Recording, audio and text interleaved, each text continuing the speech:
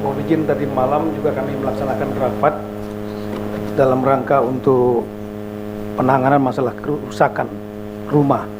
Kita tahu bahwa rumah ada klasifikasi 3, ya, rumah yang rusak ringan, sedang, dan berat. Tadi malam kami rapat lebih kurang 3 jam dengan Bapak Menteri Perumahan, Pak Ara Sirait, kemudian Pak Rosan, CEO Danantara, Menteri Investasi, juga Menteri Sosial, Wakil Menteri ATR BPN, kemudian pejabat-pejabat dari Polri, TNI, BNPB, dan seluruh gubernur, 3 gubernur dan bupati wali kota yang terdampak. Yang intinya adalah konsep utamanya untuk yang ringan dan sedang ini akan diberikan biaya dukungan sebanyak 15 juta untuk yang ringan, dan sedang itulah 30 juta. Dan kemudian untuk yang rusak berat itu nanti akan disiapkan hunian sementara. Ada yang mungkin hunian sementara disiapkan, ada juga yang mungkin ingin mendapatkan biaya bantuan, ingin di rumah keluarganya. Ada pilihan tuh. Setelah itu disiapkan hunian sambil dibangunkan hunian tetap. Hunian tetap ini ada 3 konsep. Yang pertama adalah dari Danantara sebanyak 15.000, kemudian dari APBN yang jumlahnya jauh lebih besar yang dikerjakan oleh Kementerian PKP. Kalau di Danantara, dari Danantara yang mengerjakan 15.000. Setelah itu ada konsep gotong royong, artinya pihak-pihak yang ingin membantu. Di antaranya ada satu yang sudah membantu sebanyak 2.600 dan sudah groundbreaking minggu lalu. Nah, kemudian persoalan salah kecepatan data. Untuk ringan dan sedang ini setelah dibersihkan akan diberikan biaya tadi 15 juta dan 30 juta. Belum termasuk itu biaya dari itu BNPB yang akan memberikan. Biaya lain lah, bantuan lain dalam bentuk perabotan. Itu akan dibantu oleh Kementerian Sosial 3 juta, dan juga untuk biaya ekonomi mereka, membantu ekonomi sebanyak 5 juta. Ditambah lagi dengan lauk pauk sebanyak 15.000 selama 3 bulan. Jadi kita harapkan bisa membantu. Persoalannya adalah data yang kita harapkan by name by address dari yang rusak ringan, sedang, berat tersebut. Data ini kemarin kesepakatannya adalah dari Pemda yang membuat. Kami punya data berapa Pemda di Aceh, kan 18 yang terdampak kabupaten kota. Kemudian Sumatera Utara 18 kabupaten kota, Sumatera Barat ada 16 kabupaten kota. Sebagian besar, kalau untuk Sumatera Barat sudah hampir mengirimkan semua datanya, ya. Kemudian yang di Sumatera Utara sebagian, dan yang belum banyak mengirimkanlah di Aceh. Untuk itulah kita membantu, mendukung BNPB bergerak, kemudian juga dari BPS, Badan Pusat Statistik, bergerak juga untuk mengumpulkan data-data by name by address, karena ini menggunakan uang negara. Kemudian akan divalidasi oleh kepolisian setempat, Polda, dan kemudian jadi biar cepat Polda dan Polres itu langsung melekat, kemudian dari Kejaksaan juga langsung melekat biar cepat datanya. Terakhirlah dari BPKP. Tadi malam wakil kepala BPKP juga hadir, langsung menugaskan. Nah, kita harapkan secepat mungkin data ini, tentu datanya tidak harus nunggu lengkap, bergelombang, karena kan nanti ada yang lagi yang mungkin belum terdata. Yang penting punya data dulu utama, baseline, dan segera diserahkan kepada BNPB dan Kementerian Sosial. BNPB langsung akan membayarkan.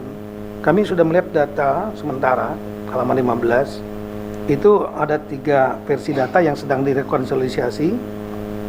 Kalau data dari kumpulan dari Pemda-Pemda, kami melihat yang rusak ringan untuk di Aceh, Sumatera Utara, dan Sumatera Barat tuh totalnya 68.855. Saya ulangi, 68.850 rumah.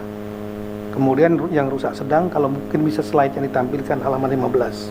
Rusak sedang 37.520 dan rusak berat 56.108. Yang rusak berat inilah yang akan dibuatkan rumah, hunian sementara dan hunian tetap. Kemudian total rumah yang terdampak adalah 213.432 untuk seluruh 3 provinsi kabupaten.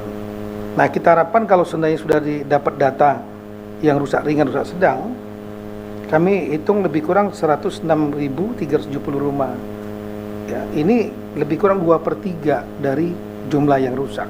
Artinya kalau ini diberikan segera, maka mereka kembali sambil sudah bantu dibersihkan, kembali diisi oleh Menteri Sosial, uang lauk pauknya oleh Menteri Sosial, itu bisa mengurangi pengungsi lebih kurang hampir 60%.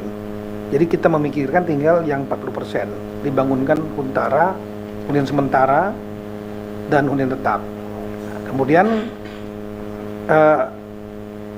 kami juga melaksanakan dukungan untuk Kedukcapilan. Kita tahu bahwa banyak dokumen-dokumen yang hilang. Mulai tanggal 25 November sudah kita bergerak membuat 9 tim. Saya ulangi, 15 November itu sudah membuat 9 tim, masing-masing 3 tim. Kita mendata Dukcapil yang ada di semua kabupaten kota yang terdampak 52. Itu hanya 3 Dukcapil yang betul-betul tidak berjalan, yaitu Aceh Tamiang, Aceh Timur, dan Langsa. Ya, kalau yang daerah lain di Tapanuli, kami ulangi, Sumatera Utara juga bagus. Kota Sibolga ada masalah sedikit, tapi sudah kita perbaiki. Kemudian kalau di Sumatera Barat, alhamdulillah tidak ada peralatan yang rusak. Nah, untuk yang rusak ini kita perbaiki dan sudah berjalan. Dan sampai hari ini sudah diproduksi sebanyak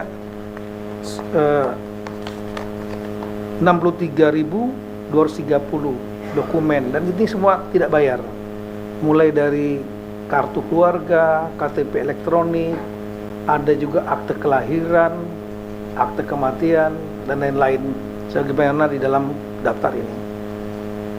Kami akan terus bekerja, artinya membantu masyarakat yang kehilangan dokumen supaya mereka punya data-data dokumen mereka, dan sekali lagi tidak dipungut bayaran. Kemudian kami juga rencana mengirimkan dari IPDN itu sebanyak 1.054 personil dimulai tanggal 3 Januari. Selama sebulan mereka akan bekerja di daerah yang paling berat terdampak, yaitu Aceh Tamiang dan Aceh Utara. Kenapa kami mengatakan agak berat? Karena memang data kami menunjukkan bahwa ada desa yang hilang itu totalnya 22. Di Aceh ada 13 hilang, tersapu. Di Sumatera Utara ada 8. Sumatera Barat ada 1.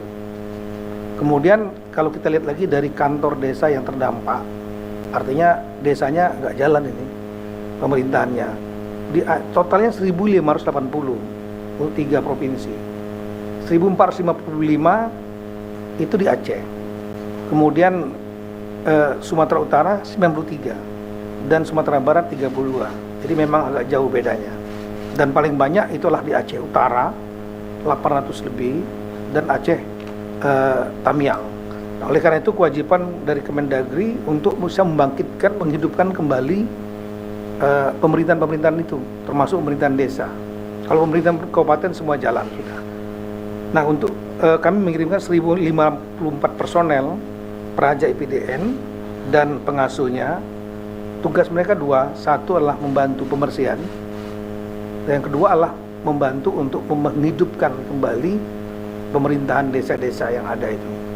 Jadi ini sebulan mereka dan masuk dalam kurikulum, masuk sebagai semacam kuliah kerja nyata, real. Ini mereka berhadapan langsung dengan permasalahan sambil membantu masyarakat.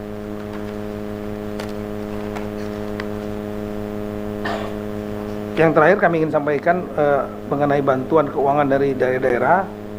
Ini kami terima kasih kepada Asosiasi Pemerintah Kota APEKSI seluruh Indonesia sudah mendukung sebanyak 5,7 miliar dan Asosiasi Pemerintah Kabupaten seluruh Indonesia sebanyak 5 miliar.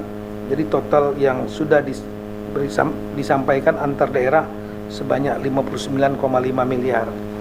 Kami tahu juga ada juga yang membantu dalam bentuk bukan uang tapi dalam bentuk barang. Untuk itu kami ucapkan terima kasih kepada rekan-rekan kepala daerah yang telah membantu daerah tersebut. Dan terakhir, kami juga sudah mengirimkan surat edaran kepada kepala-kepala daerah tempat-tempat yang terdampak 3 provinsi, 52 kabupaten kota, karena situasinya sudah berubah akibat bencana. Ada yang desa yang hilang, ada yang jalan yang rusak, jembatan rusak. Untuk itu APBD yang dibuat sebelum bencana itu sudah tidak relevan. Kami memberikan surat edaran sebagai payung hukum untuk rekan-rekan kepala daerah tersebut 52 plus 3 provinsi dan juga ketua DPR, pimpinan DPR masing-masing untuk melakukan APBD perubahan menyesuaikan dengan kondisi yang baru. Demikian, terima kasih. Wassalamualaikum warahmatullahi wabarakatuh.